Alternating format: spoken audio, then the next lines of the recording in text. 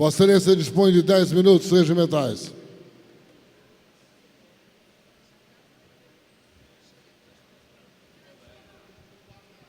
Senhor presidente, senhoras e senhores deputados, o nosso secretário estadual de transportes, Carlos Osório, também deputado, tem feito uma peregrinação, fazendo palestras sobre a mobilidade urbana na região metropolitana.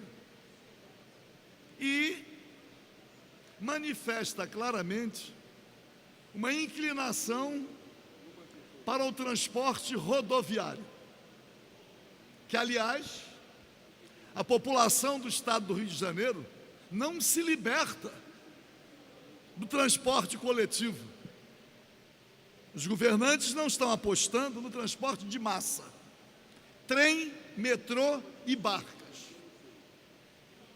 E o nosso secretário de Transportes também já começa a desenvolver a ideia de pedagiar o arco metropolitano.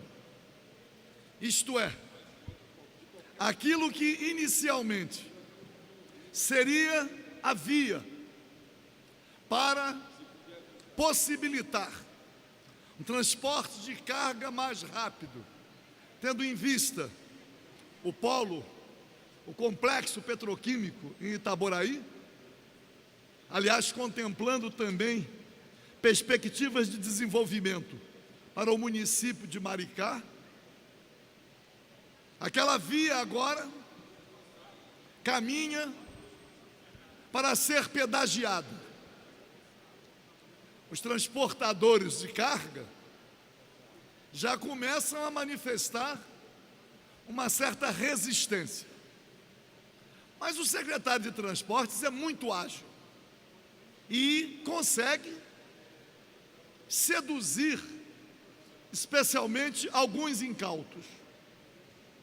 E eu venho a esta tribuna para insistir numa proposta que está inserida na recuperação da zona portuária, a revitalização da zona portuária.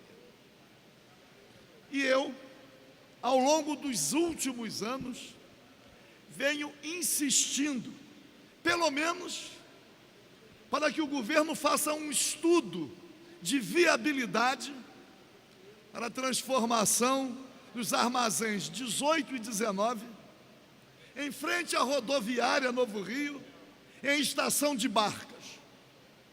Estação de barcas para aproveitar o milagre da Baía de Guanabara para o transporte de massa. E aí poderíamos ter o aumento do número de linhas da Ilha do Governador, linhas vindas de Caxias, aliás, 2 pontos de Caxias, Saracuruna, o lote 15, linhas de Magé. Já há, inclusive, um terminal que está apodrecendo em Magé, apodrecendo, que poderia ser recuperado. Barcas vindas de Itaboraí, transporte de passageiro. São Gonçalo, uma reivindicação antiga. Linhas vindas também de Niterói, descongestionando a nossa Praça 15. Mas por quê? Não há sequer, e já foi aprovado nesta casa, autorizando o Poder Executivo Estadual a pelo menos fazer um estudo de viabilidade.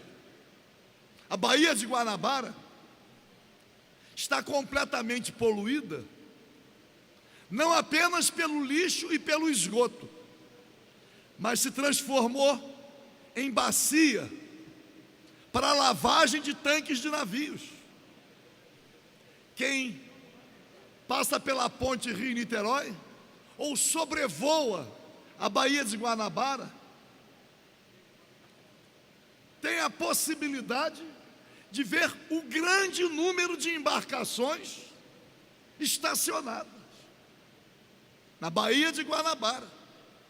A Baía de Guanabara não está somente apodrecida e sendo uma denúncia permanente do descaso em relação a uma questão ambiental relevante, em função das Olimpíadas.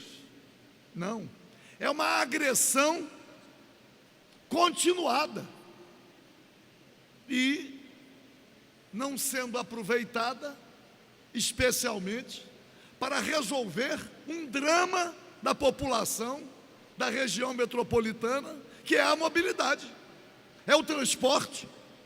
Eu fico a imaginar, considerando essa preferência pelo transporte rodoviário, esta aliança maldita com a FETransport, quantos ônibus seriam retirados de circulação se porventura nós tivéssemos o aproveitamento da Baía de Guanabara. E quando falo no armazém 17 e 18, eles estão situados em frente a Francisco Bicalho, a Avenida Francisco Bicalho, que tem um canal que a divide. Era só por sobre o canal. Aliás, o canal também é uma denúncia. É o esgoto indo para a Baía de Guanabara. Por sobre o canal, sem uma desapropriação, seria feita uma ligação de barca com os trens urbanos e com o metrô. Veículo leve sob trilho. Uma simplicidade. E eu fico a me indagar. Qual a razão dessa preferência continuada pelo transporte de passageiros feito por ônibus? Eu sei que a FETransport tem uma força política muito grande. Não conseguiu nesta casa sequer votar um projeto de lei que obriga a recuperação da figura do cobrador. A FETransport conseguiu impor ônibus tendo somente um motorista, cumprindo a dupla função, e estou falando em algo aparentemente menor.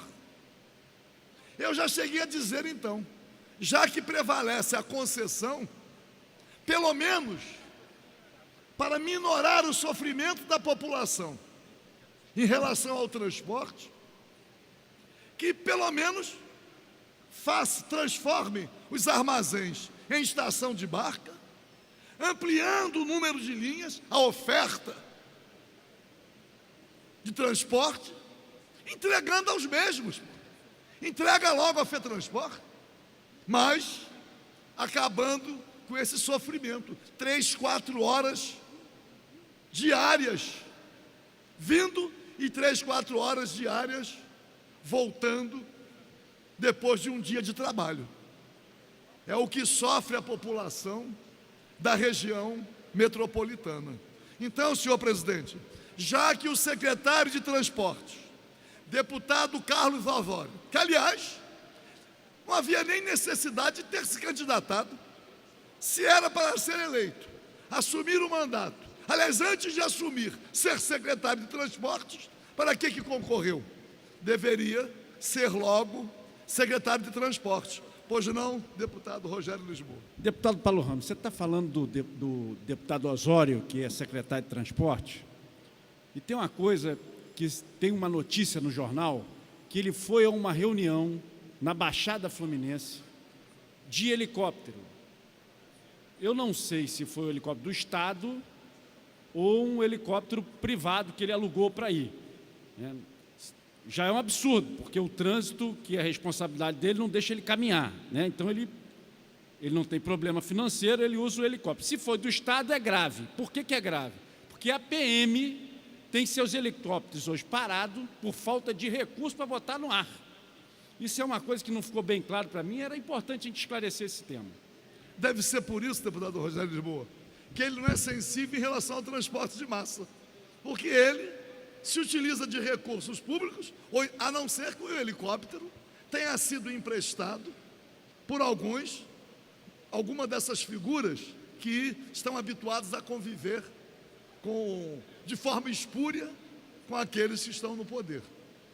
Pois não, deputado Flávio Serafini? Deputado Paulo Ramos, aproveitando o ensejo aqui do debate sobre o transporte aquaviário e sobre o secretário Carlos Osório, eu encaminhei um ofício pedindo informações sobre as novas embarcações adquiridas pelo governo para a empresa CCR Barcas operar, porque já estão dando problemas, foram mal projetadas, não estão se adaptando bem ao porto. Hoje, uma viagem na nova embarcação Pão de Açúcar demora mais tempo do que uma viagem nas antigas embarcações de 50 anos atrás.